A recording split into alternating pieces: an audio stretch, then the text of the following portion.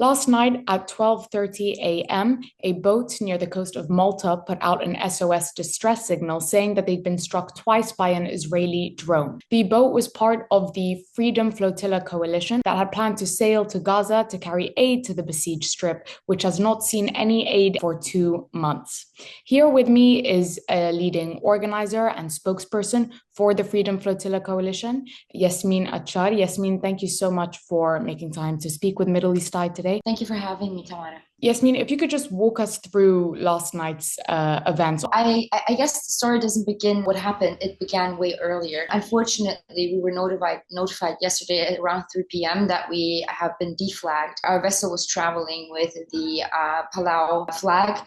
However, they withdrew their flag due to pressure from other governments. Us being deflagged, we do not know why.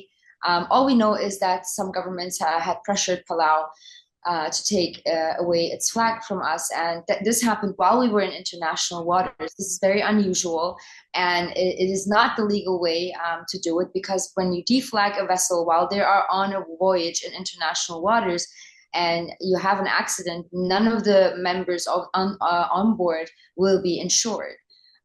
This is very unique. No reasons have been given to us. 7 hours later, after we have been deflagged, basically 2 attacks on the vessel, the front of the ship has basically been damaged, and the generator was damaged, so that the boat had a hole in the front, and now it's still catching water, and the lower deck is filling up with water. So it is basically a sinking ship. Right now, the ship is still in international waters trying to get into Malta, but there is a pushback. Your boat is trying to enter Maltese waters, and the Maltese Coast Guard is not letting them in? Right now, our vessels are not coming in. The Maltese authorities are pushing them back into international waters. The ship is at sinking mode, and we are trying to understand if the Maltese government is complicit in what we have been seeing in the past 24 hours. But from what you're saying, it doesn't sound like it was an accident or your vessel was mistaken for a hostile ship. I mean, the fact that it was deflagged hours in advance, very contrary to international norms. I saw on your social media page the Israeli plane had actually left a military base some hours earlier. Israel has sent the Hercules drone to Malta. This drone did not land at the international airport, rather flew around the eastern part of Malta at a very low altitude, lower than 5,000 feet.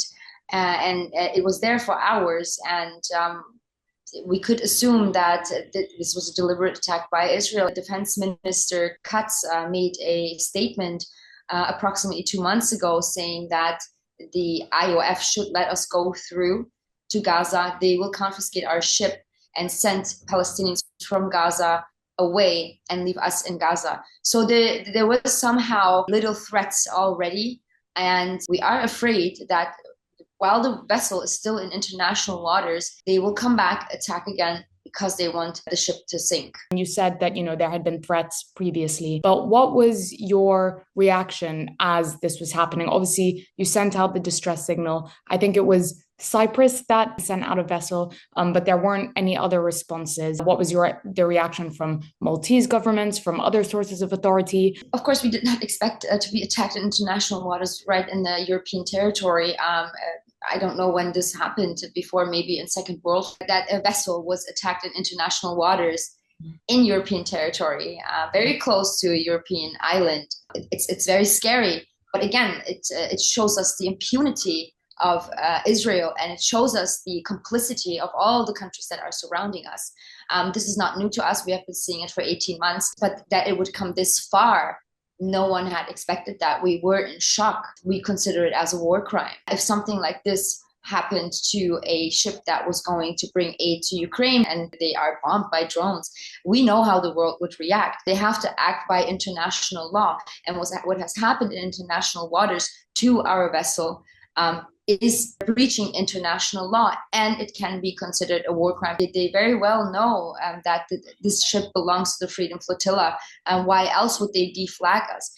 If we think of last year, what happened to our ships that were held in Istanbul, with 5,500 tons of humanitarian aid for months and months and months. They started bureaucratic warfare against us. So it's not a surprise that they would do this again. Last year they deflagged us. This year they did the same. So they're obviously aware who we are, and they're obviously aware that is not a war vessel or a warship, and there was no warning. No Coast Guard approached our vessel.